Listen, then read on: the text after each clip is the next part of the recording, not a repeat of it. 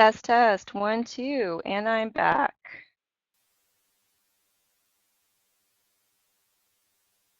Gotta love the AFNet.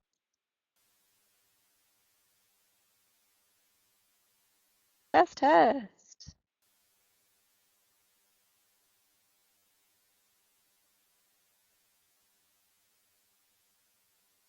All right. So good news and bad news. So good news is I'm back. Bad news, I forgot to hit record. But I'm recording now. Okay. So we're going to try this. And yes, Mr. Moore, it's behaving itself better than normal. Last couple times it hasn't been too bad, except, we have this happen. Back to our screen sharing.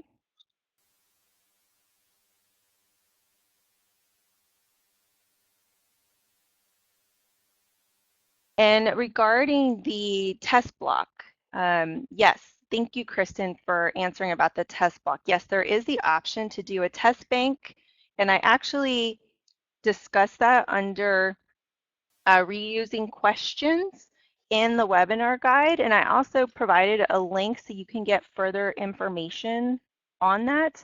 But yes, there is the option to use a password, and I'm going to show you how to do all of that once we add it into the content area. So let me get us back onto the desktop sharing really quick.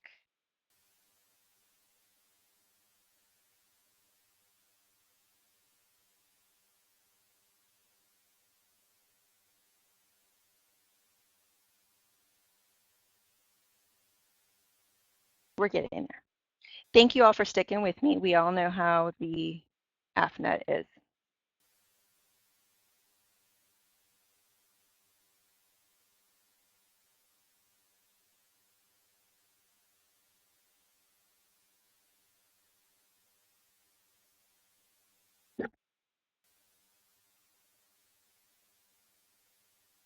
All right.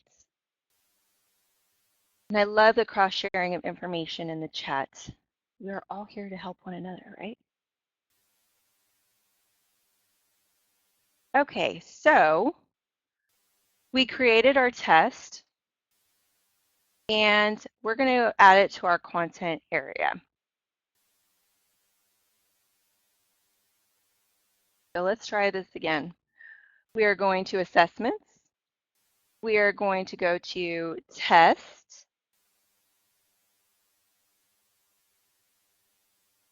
And since we already created a test, you guys don't see my screen?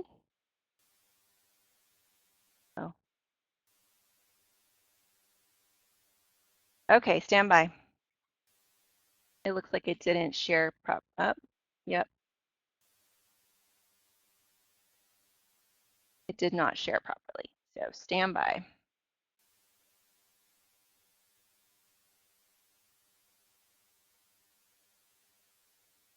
Why I have video editing. This is what I'll cut out of the recording.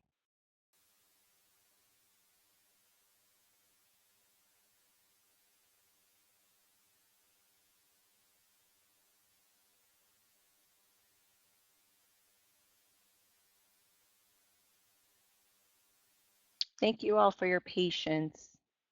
Really appreciate it.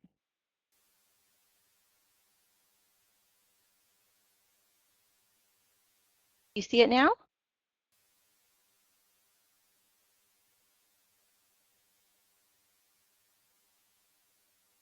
Yay, we're back in business.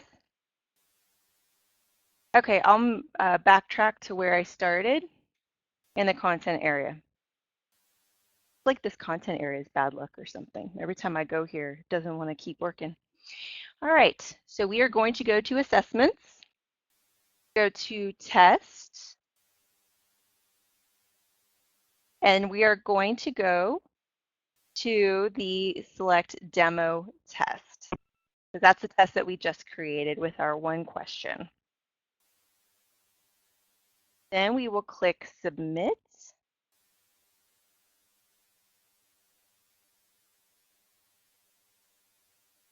So when we click submit, it's then going to give us the options to go through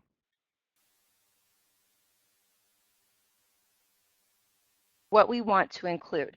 So where it says content link description, this is going to be the instructions that you want to see the students to see to click on this link. So whatever you put here is going to be what the students will read before they get to the test. So put here, click the link to access test. Your test instructions were already developed when you created your test.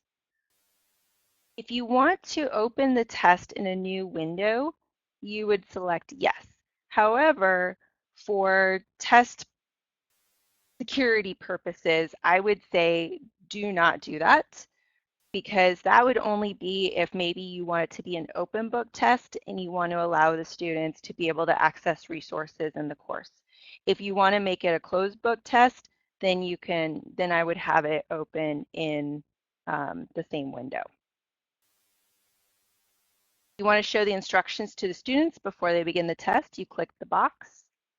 And one thing you'll find in Blackboard is that sometimes just the matter of clicking a little tiny box is what is going to make something work. Because I have found where there are certain things that don't work merely because I did not click one of these little boxes. So just be very mindful of what you want to happen and click those boxes that are associated. Now, if you want to make the test available to students, you click yes. Now, if you are creating a test or you're making a test available and you want to notify your students, you can add an announcement that will automatically be generated and notify the students when a test is available. So if you're running a class, whether it's in residence or online, and you want to notify the students, okay, the test is available if you're ready to take it, you can have it auto-generate an announcement. This is where you'll select how many attempts you want to give. So if you want to give them multiple attempts, then you would select this. If you do not select it, it's going to be one attempt only.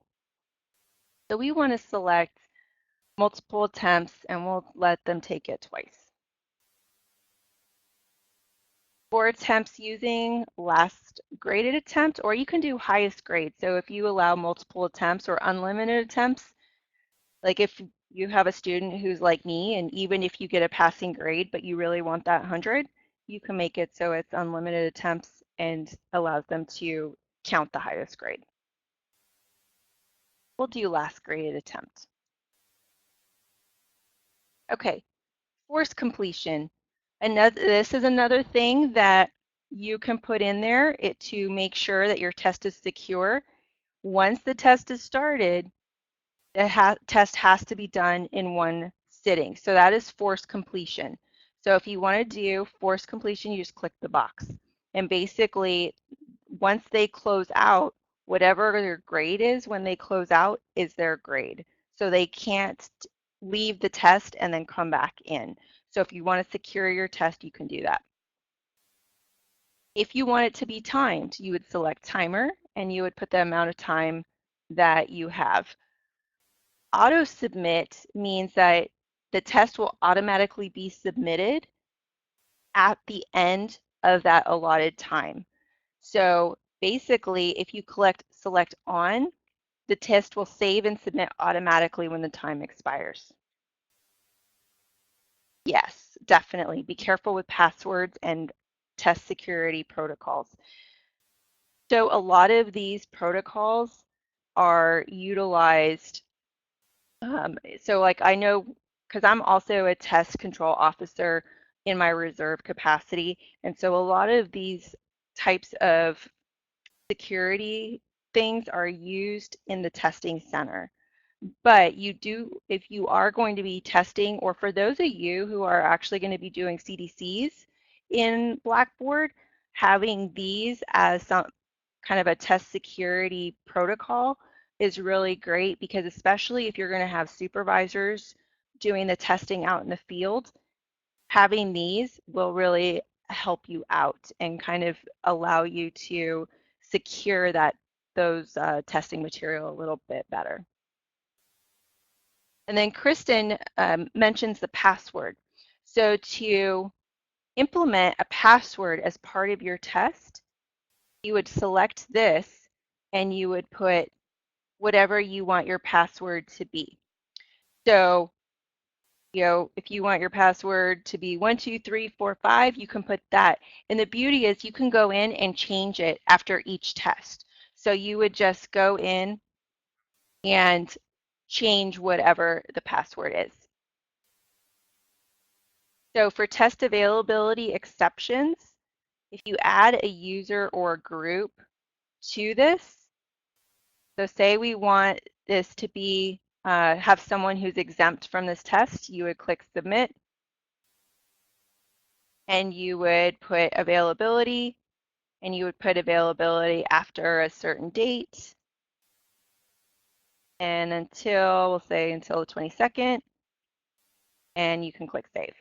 So you can select any user or group. Now, if you select a group, that's if you've created a group within within Blackboard. So for example, if you have like a group of students that maybe they did something else instead of the test and you don't need them to take it, you can put them as an exemption.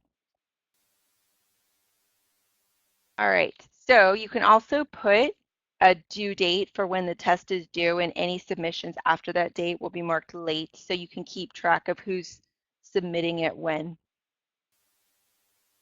Include this test in Grade Center score calculations is something that you're going to want to put if you want it to count towards or if you want to put the score in there and count it towards the overall course score. Now, if you want it to be like a self-test or a self-check, and you want to allow the students to have maybe practice tests, you can click this box that says hide results for this test completely from the instructor in the Grade Center. So it'll show the student what the score is, but it won't show it up in the Grade Center and it won't count towards the final grade. So if you click that, this is a way that you can make it so it's an informal test and it allows the student to go in and just test their knowledge in an informal way within the course. All right, some other options. This is regarding your test results and feedback. So this allows you to select when you want them to view the feedback. To prevent any kind of test compromise, so the general one is after submission, which means that they can go in anytime and see what their score was. However, if you do not want them to have access to the answers after the test, you have other options. So you can select one-time view, which means they will only be able to view their results and feedback once, and that's after they end the test. Or you can do it after due date, after availability end date, after attempts are graded. So if you don't want them to see anything else, to be able to get back in to get answers, because I know that's been a concern, you can select one-time view. Now, what this is it'll show all possible answers, correct and or submitted answers to students. So if you want to show them all answers, you can select this. If you don't want them to see all of the answers, you wouldn't select it. If you only want them to see the correct answers, you would select this. And if you want them to see the submitted answers, like what they actually answered, you would select this. I usually like to select all of these for my students just so they can see what they got correct. You would select feedback if you want to show the feedback that you typed out when you created your test. And then you would show incorrect questions as well if you want them to know which ones that they got wrong. So I like to show all of these. Now, test presentation. Again, this is another test integrity, test a cheating mitigation type of tool. So if you want to show the questions, which is generally what I do, but again, if you want to kind of mitigate them being able to see everything, you may want to do one at a time. You also have the option to prohibit backtracking. So this prevents a student from changing an answer to a question that was already submitted. And then you also have the option to randomize questions for each attempt. I have found, though, I know in the test itself we had the option to randomize answers. I would rather randomize the questions themselves than randomize the answers. So basically, when you randomize the questions, every time someone opens the test, the questions are going to be in a different order. So then you click Submit.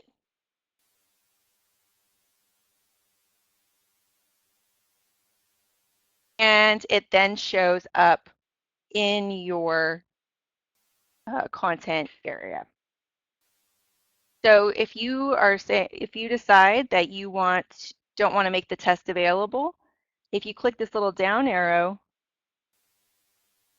you can make it unavailable. And basically, for security purposes, if you don't want to open a test up until the end of a unit, you can then go back in. You can have it built and you can have it pulled into your content area and then click Make Available, and it'll open up to the students. And then they can click on the test. So once they click on it, it's going to take them to that test that you built. And then this is what they'll see first off. So if we go in as a student, now we're going to see the test that we built. Oh, we have to have the password. They can click on the test, but they can't open it unless they have the password. And there it is. So all you have to do, and that's what your test is going to look like. We click on the test, save and submit. They're going to get a little notification that says they're submitting the test. And it will then the test will be saved and submitted. It tells the student how long it took them to complete the test. It also tells them if you select that you want to give them the results, it may tell them how many they missed. Press OK. Now when they press OK, it will tell them what their attempt score was, the time elapsed, and it'll also give them all of the answers and the results. So you can see here, it tells them which one they got correct and how many points they got. This is a good way to review it, but because if you select that they can't go back and review their answers, it won't let them do it. Okay, so one of the things that I know I get a lot of questions on is test item analysis.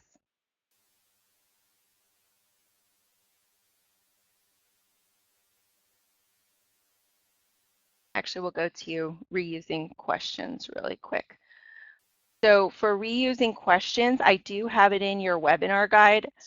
I'm not going to spend a whole lot of time on going through and creating your test pools, but if you go back to your test surveys and pools, you'll click on that. And if you click on pools, it'll allow you to build a pool. So this is essentially a test bank.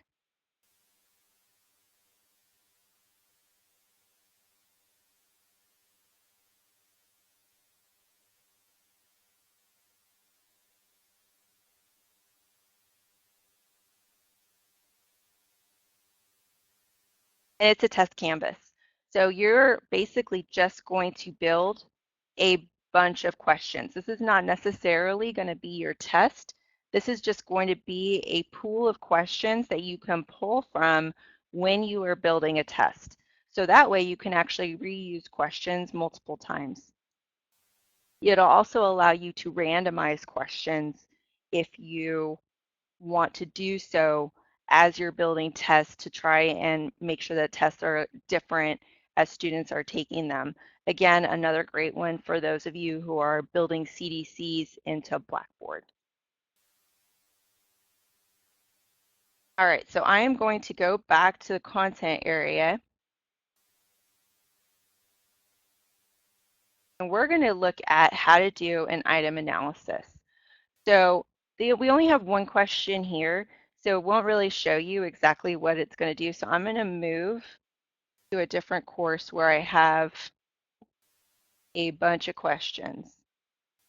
And that is my universal design for this universal design and accessibility for online courses course. And I have had a ton of people come through this. And so it'll give you a good idea of what it looks like when you have a lot of people coming through a course. So actually, I'm going to go to pull up my test itself. Go to the right place. I'm going to go to my test. And say you want to do an analysis on one specific test. Maybe you're getting a lot of comments about the test not being accurate, or maybe questions have been, instructors have noted that certain questions maybe aren't really valid. So you can go and do an item analysis on one test specifically. So we're going to do a learning styles self-check quiz. Click on that little down arrow, go to item analysis.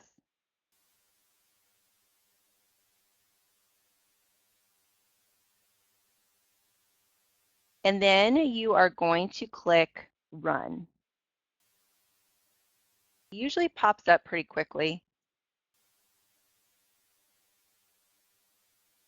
All right, so you'll see the available analyses. I did one on universal design self-check quiz before, but now I'm doing one on the learning styles self-check quiz. So we're going to click on that.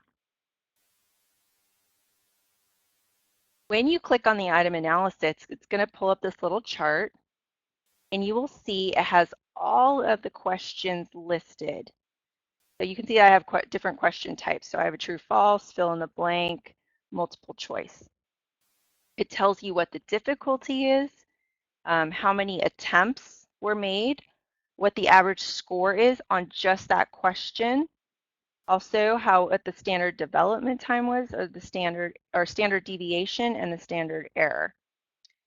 It also has a little legend down at the bottom to tell you which one a review is recommended on. Apparently, a review is recommended on all my questions. Also, it'll tell you if any questions might have changed after deployment. When we're talking deployment, it means that those questions that have been put into the content area and made available. If not all submissions have been graded, it'll let you know that too. And it'll also let you know if it is part of a question set or if it's part of a random block. Yes, this is amazing. I love this test analysis. It is awesome. Okay, so what if you want to just look at one question?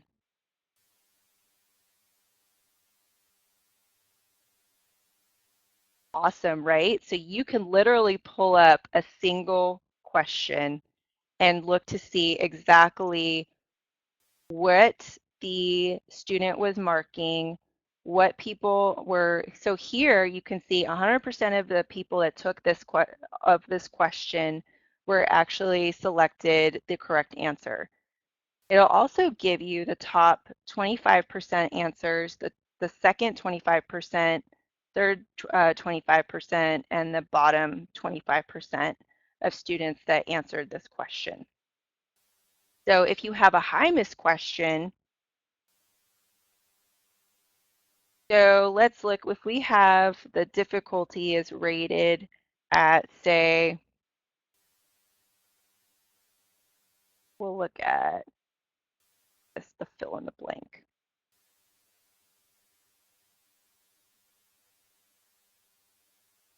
It'll tell you how many people got it correct, how many people got it incorrect, and how many people skipped the question. So I love that it will actually tell you how many people skipped it. Now, if you don't want to go back and forth each time, you can actually look at the number of pages and it'll show you. You can go to each separate question to look at it. So this one I am super excited about because I know there have been, I thought I got credit for skipping the question. No, you don't get credit. And now we can know who does, now we know that people are skipping. So I love this because, as Kristen mentioned, this is more than just the high miss analysis that we see on the 668, and it's really detailed and gives you a clear picture. Because before, if you were doing these test analysis by hand, I know I've done it personally and other in courses that I've taught, it can be really time consuming. So building your tests into Blackboard gives you the capability of getting these awesome test analysis reports. And this will do it on every question. So like I said, I really like using this test simply because it really gives me a good idea of what the standard deviation is and what the standard error is. It'll also give me those questions that I see where everyone's getting them right.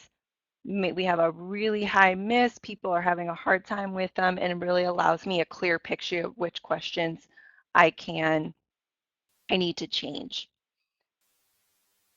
It also is all on one page. So if I go to the universal design quiz, you'll see I can switch right over to it. And here it's the same thing. So we're having a lot of people that are having issues with maybe this question, obviously.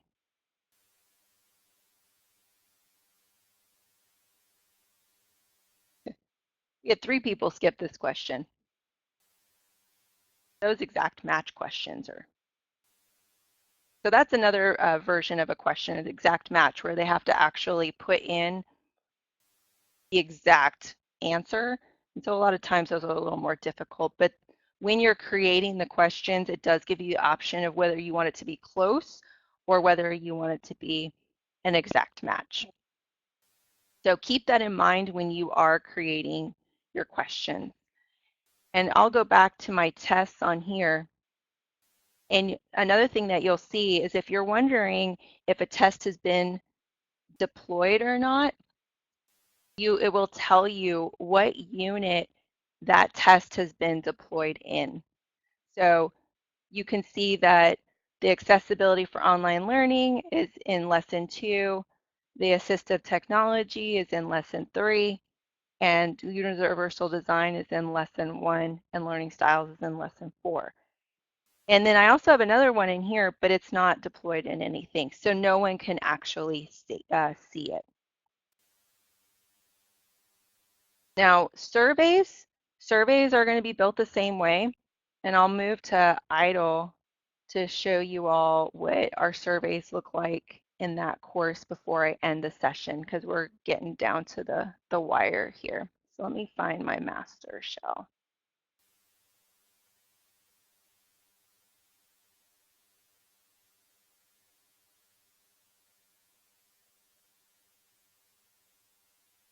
I have just way too many courses here. There we go. AOL. So I'll show you here in my surveys. So again, the difference between tests and surveys is that surveys are anonymous, whereas tests, it'll specifically identify that students are taking them. And you can see here for my surveys, it's listed very much like the tests. Does AETC allow the Blackboard course survey without restrictions? When you're talking about the Blackboard course survey, are you referring to like an end of course survey? Some more?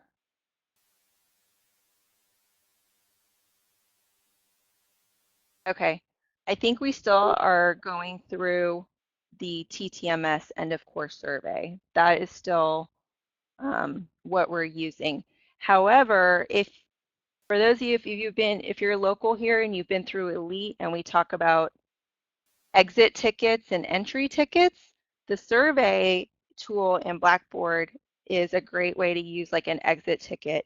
So I actually, that's what these are essentially are, is every week I have like a survey in AOL to kind of gauge where the students are having issues with material, if they've noticed any glitches in the course.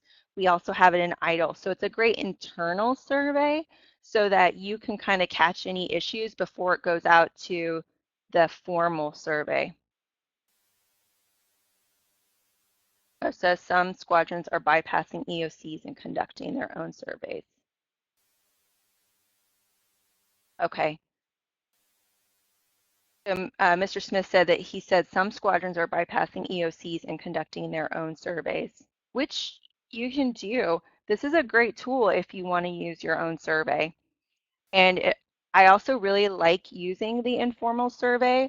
I have actually edited a lot in IDLE, especially using the daily surveys to find any glitches or links that don't work or readings that aren't working. If there's typos, and students will point it out, and I can fix it on the fly. Also, we gauge which material is really effective and which material maybe we need to work on, or if there are any students having issues. So it is a really nice way to do that entry and exit tickets within the course. Okay, so the final thing I want to show you is how you can access your test information in the Grade Center. And actually,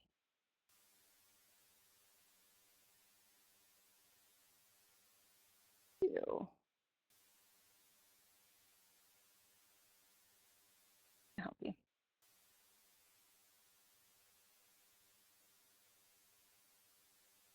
So we do have a PC in Elite, which is a test. So you can look at your attempt statistics. You can also grade attempts directly from the Grade Center. You can also do an item analysis directly from the Grade Center. So if you want to click that, and just for that specific test, you can go directly through the Grade Center. So that's another route that you can get to that from.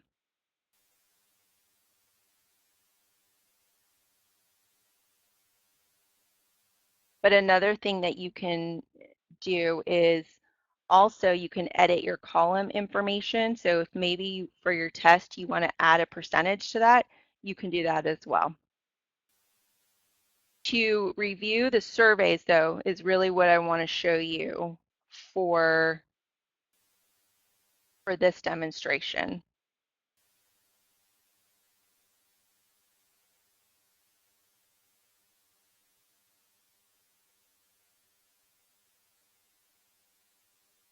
So as I said, we have end of week surveys in this, and the only way that you can really access the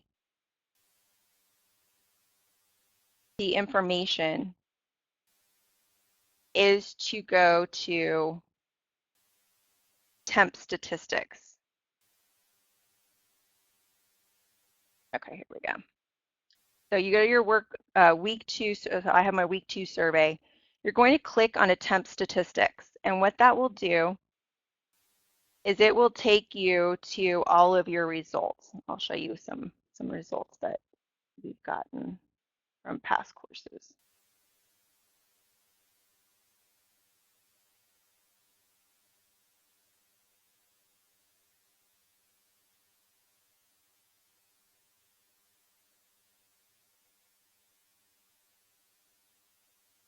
So I had this, you can see on the survey, I just have little green check marks here, and it'll tell me who's completed the survey.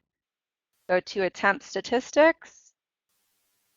It'll also give you the ability to edit the survey directly from there. And here you'll see it doesn't give you any answers, but I've done a Likert scale on this survey. And so any comments that they put in, it'll tell me, it just won't tell me who did it.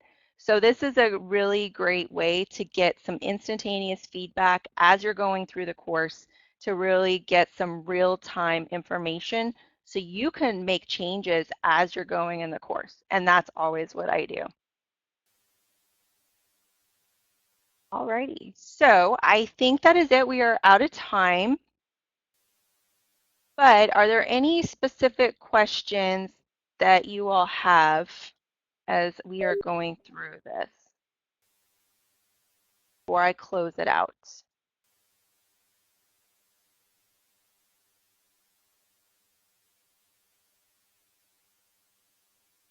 I know we got bumped off, so I want to make sure no one missed anything.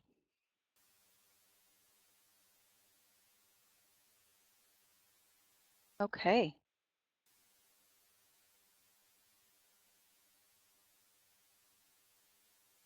As far as I know, we are allowed to use Blackboard to administer electronic tests. I do believe that you have to have still have to have a proctor per CCAF though.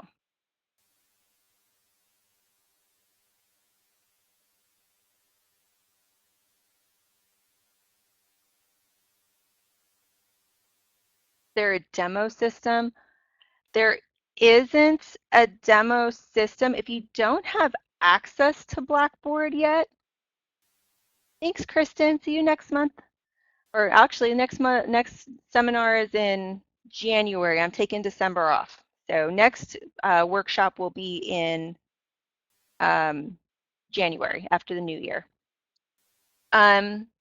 Will, to answer your question, there is not a demo system. However, if you go to Blackboard course sites, that's a free version that you can use, and it does give you, I believe, 5 free shells. Thanks, Robert.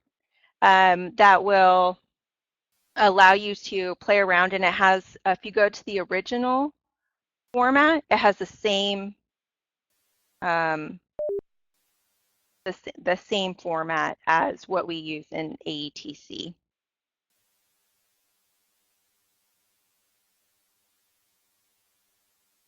Thank you, Mr. Moore. Glad you could join us. All right, are there any other questions?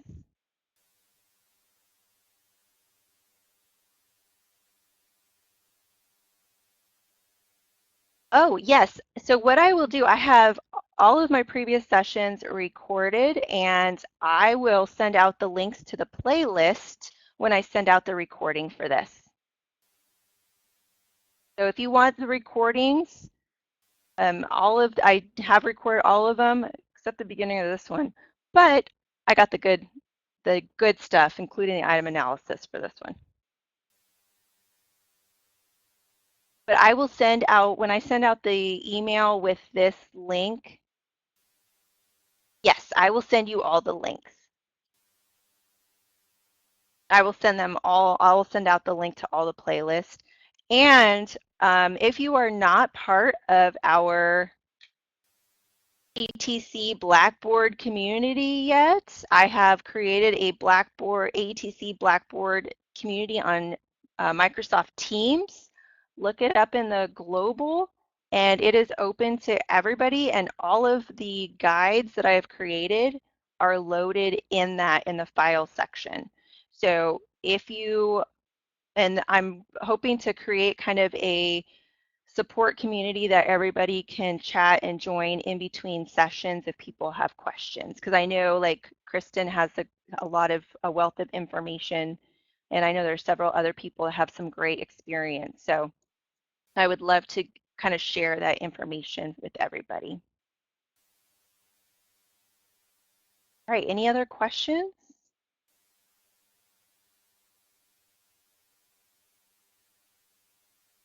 Kristen is wonderful. I love her.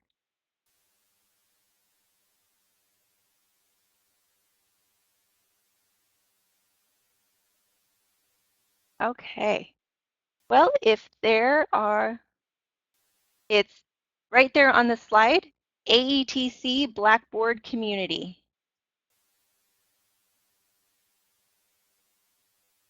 Literally, you can look it up in the global. And usually when I have these webinars coming up, I'll send out a group message through the community that'll go to your email. So when you join that community, it forms a group in your Outlook, and you can see messages in that group section too.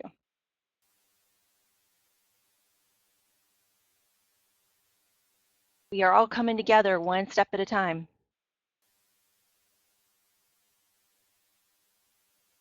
All right. Well, if there is nothing else, I am going to call it time. I thank you all for joining me today. I was super excited to have you. This was a great discussion, and I will see you all after the new year. Have a great holiday season and a happy new year if I don't see you before then. Bye.